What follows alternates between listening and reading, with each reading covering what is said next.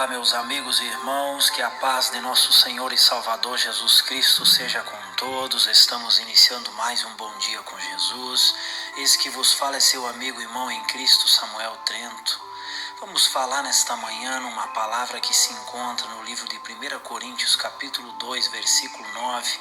E eu quero lhe fazer um convite nesta manhã a meditar no que iremos falar. Eu tenho certeza que Deus vai tocar o seu coração.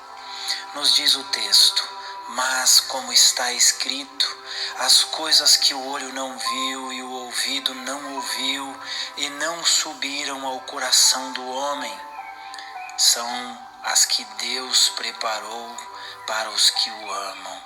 Uma promessa maravilhosa da parte de Deus para nós, esse versículo.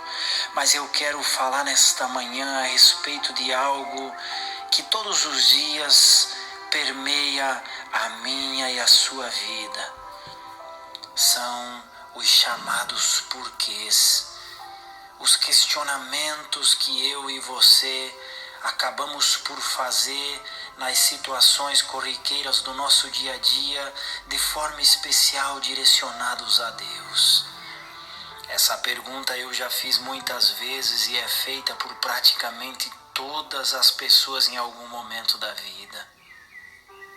Elas podem ser: por que Deus está deixando eu passar por essa luta? Por que Deus deixou que meu filho saísse de casa e eu o perdesse? Por que Deus levou meu pai, minha mãe, o meu esposo ou a minha esposa? Por que Deus permitiu que minha empresa entrasse em falência? Por que Deus permitiu que eu ficasse doente e sofresse como sofro com essa enfermidade? Por que eu estou atravessando essa crise no meu casamento? Por que o meu filho está nas drogas? Por que o meu esposo saiu de casa e não retornou nunca mais? Por que Deus permite na minha vida tantas provas, aflições e dificuldades? Eu gostaria que você percebesse uma coisa. Eu e você sempre temos dentro do nosso ser um ponto de interrogação, em especial quando estamos passando por lutas, por provas, e a tendência é que essas perguntas sejam direcionadas a Deus. Vamos mudar o sentido da pergunta, e aí eu lhe diria que a pergunta que fazemos a Deus nas dificuldades, nós não fazemos quando estamos sendo agraciados por Ele. Ou você já ouviu alguém perguntando por que foi abençoado? Você já viu alguém acordando pela manhã e dizendo: Deus, por que o Senhor permitiu eu acordar em mais um dia? Você já viu ou ouviu alguém perguntando por que seu coração está batendo? Ou perguntando para Deus por que amanheceu o dia e seus filhos estão ali ao seu lado? Você já se perguntou por que você está respirando? Você já se perguntou por que você está me ouvindo agora? Já perguntou a Deus por que Ele te permitiu pagar essa dívida e comprar comida para o sustento de sua família no dia de hoje? Percebeu que o porquê é sempre usado por nós quando estamos passando por provas, dificuldades e angústias?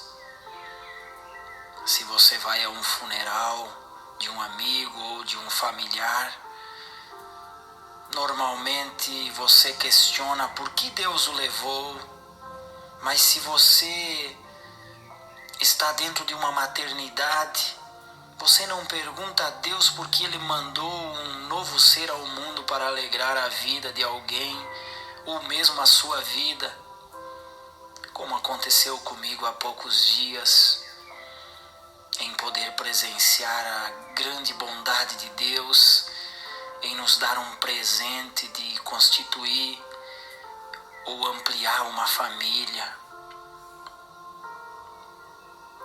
No mesmo momento em que duvidamos a existência de Deus Existem pessoas dentro de uma maternidade celebrando a vida e se alegrando pela bondade de Deus em oferecer esse presente ao qual mencionei.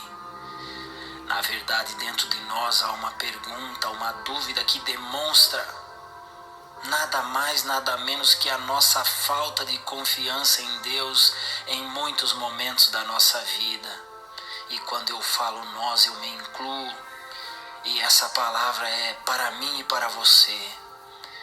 Todas as vezes que questionamos Deus é porque a nossa pergunta não foi respondida segundo aquilo que nós queríamos, porque Ele não realizou da forma que nós esperávamos. Agimos dessa forma porque estamos presos a esse mundo pequeno, onde existimos por algum tempo, alguns anos, atravessamos sofrimentos, dores, doenças, e não nos damos conta muitas vezes de que há algo transcendente, maior que isso tudo. Ou seja, há um plano de salvação para o ser humano, há um plano de salvação para mim e para você.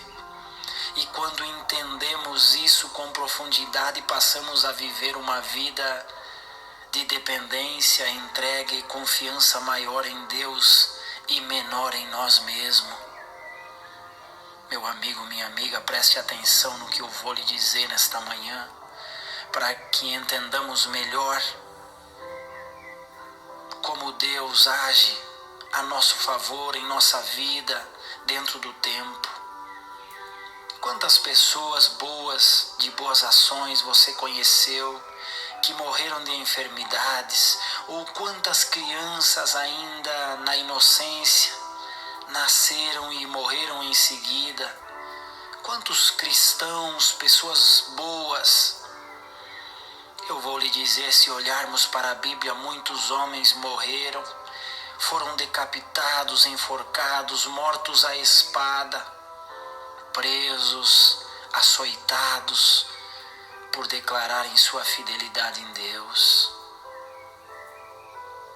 Se eles estiveram sujeitos a isso, sendo seguidores fiéis de Jesus Cristo, imagina nós.